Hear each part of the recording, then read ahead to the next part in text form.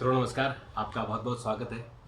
मित्रों, ये जो वॉर चल रहा है यूक्रेन और रूस, इज़राइल और हमास के बीच में, उसके कारण जो नए बच्चे हैं, जो जिनकी नई शादियां हो रही हैं, अब वो बच्चा पैदा नहीं करना चाहते हैं। बहुत बड़ी गंभीर समस्या है, इस पर आज चर्चा करेंगे। मित्रों, आपको पता है कि ये जो चैनल है पर्यावरण न्यूज़, वातावरण न्यूज़, ये सिर्फ पर्यावरण पर केंद्रित है और इसमें मैं उन सब गंभीर चिंताओं के बारे में आपको शेयर करता हूँ जिसका इम्पैक्ट बहुत दूरगामी होगा। और ये जो आने वाले दिनों में सबसे भयानक जो आपदा आने वाली है, क्राइसिस होने वाली है, वो पर्यावरण को होने वाली है। और वो तमाम कारणों से, क्लाइमेट चेंज के कारण और तमाम जो ग्रीन हाउस गैसेस का जो उत्सर्जन हो रहा है उसके कारण, उसी को लेके आज मैं एक और नई जानकारी आपके साथ शेयर करना चाहता हूँ।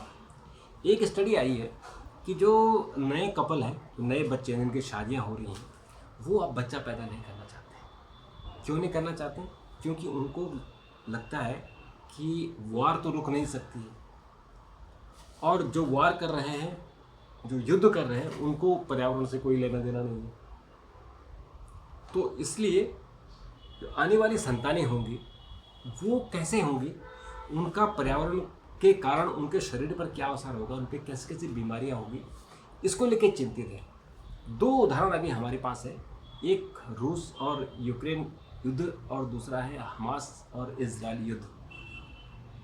हमास और इजराइल युद्ध का जो पहले दो महीने में जो वहाँ जो इजराइल ने बम फोड़े हैं, वहाँ जो उन्होंने कारतूस और जो बारूद डाला है, उससे 2.8 टन कार्बन डाइऑक्साइड पैदा हुआ। अब सोचिए कि उन्होंने इतना बारूद डाल दिया, इतनी वहाँ आग और धुआं उड़ा कि उसके कारण जो कार्बन डाइऑक्साइड वहाँ बना वो 2,80,000 टन था। यूक्रेन और रूस के बीच में जो वॉर है, जो युद्ध है, उसको 2 साल पूरे हो गए, और उसके कारण अब तक जो स्टडी आई है वो कहता है कि करीबन 1,75,00,000 टन कार्बन डाइऑक्साइड यूक्रेन में रूस ने फेंका है, बम फेंके, उसके कारण जो उत्सर्जन हुआ।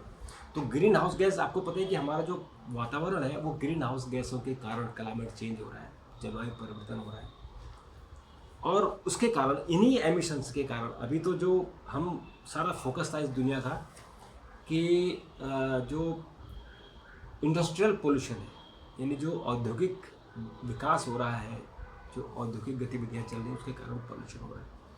और इस पोल्यूशन के कारण हमारी धरती का तापमान 1850 से और अब तक 2024 तक करीबन 2 डिग्री सेल्सियस की वृद्धि हो गई। और सोचिए कि 2 डिग्री सेल्सियस में कितना भयानक जो आपके सामने रिजल्ट आ रहे हैं। हम हिंदुस्तान की बात करें तो मानसून जो अभी बरस रहा है वो कितना भयानक रौद्र रूप ले रहा है। गुजरात में बाढ़, महाराष्ट्र में बाढ़, आंध्र प्रदेश में बाढ़, बिहार में बाढ़, और उत्तराखंड के पहाड़ एक के बाद एक पहाड़ ढह रहे हैं। वहाँ कारें, बसें, ट्रक बह रही हैं, सड़कों से नीचे गिर रहे हैं, क्योंकि पूरे के पूरे पहाड़ गिर रहे हैं। कल आपने देखा कि केदारनाथ में कैसे जो 3 श्रद्धालु थे, वो बेचारे अपने घर से आए थे कि हम बाबा के दर्शन करने जाएंगे, और उनके ऊपर से एक बड़ा सा मलबा आया और वो तीनों वहीं मौके पर इनकी मौत हो गई। और एक जगह तो इतना भयानक हादसा हुआ कि ऊपर से पूरा पहाड़ ही नीचे आ गया। ये तो खुदकिस्मती थी कि उसकी उस वक्त उस सड़क से कोई कार या कोई वाहन नहीं गुजर रहा था। तो ये इम्पैक्ट है कि ज़्यादा मानसून बहुत भयानक होगा, बहुत भयानक सूखा पड़ेगा, हवाएं आएंगी, तूफान तेज होंगे, और तमाम तरह की बीमारियां होंगी। तो ये जो स्टडी की मैं बात कर रहा हूँ, वो ये कुछ यूनिवर्सिटीज़ ने स्टडी की है नए बच्चों पर। तो उन्होंने कहा कि हम बच्चा पैदा नहीं करना चाहते, क्योंकि एक तो क्लाइमेट चेंज का असर होगा, बीमारियां होंगी, और कितने दिन ये जो धरती है इसके भविष्य को लेकर चिंताएं हो रही हैं। सांस लेने लायक नहीं रहेंगे। जो ये युद्ध हो रहा है इसके कारण केवल पोल्यूशन, एयर पोल्यूशन ही नहीं हो रहा है, वाटर पोल्यूशन, जो ज़मीन के अंदर जो इनके बम जा रहे हैं, बम के कारण, और जो केमिकल जो रिस्क कर जा रहा है, उनके कारण पानी का प्रदूषण हो रहा है, जल प्रदूषण और वायु प्रदूषण दोनों। तो ये बड़ा खतरनाक इंडिकेशन है। और जो पर्यावरण एक पर्यावरण संगठन है,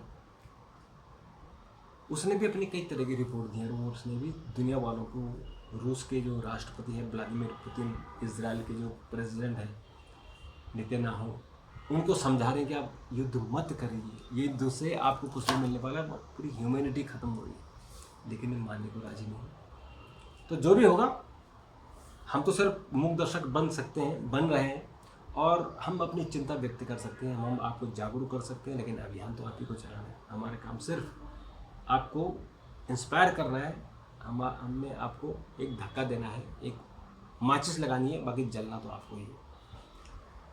तो मित्रों, आप अपना सुझाव जरूर दीजिएगा, प्रतिक्रिया व्यक्त कीजिएगा। अगर आपकी कोई प्रतिक्रिया हो तो ज़रूर बात कीजिए, मैं इस पर आगे बात करूँगा। तब तक नमस्कार, धन्यवाद।